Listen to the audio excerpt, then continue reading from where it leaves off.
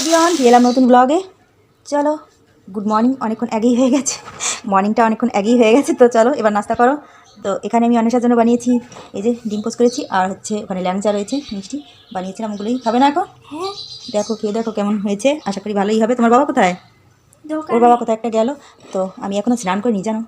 চলো স্নান করতে হবে, খাও। স্নান না করলে হবে, স্নান করতে হবে। তো বন্ধুরা, ঘুম থেকে উঠে অনেক কাজ করলাম, ঘরদোর গুছালাম, তারপরে একটু মশলা করলাম, এটা ওটা সব কাজ গুছিয়ে গেছি। এবার যাবো স্নান করতে।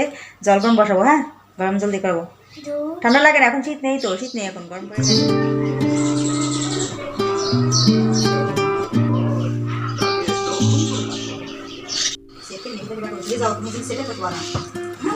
আমি তো রাঁধতেছি, ওরা শুয়ে গেছে।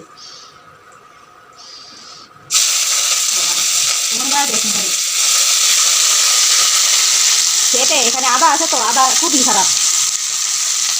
ওই ডাক্তার আদা দিয়ে শুধু তো ঠিকই হয়, সুন্দরী ছোটো না কেন? আচ্ছা ঠিক আছে, তার ডাক্তার না।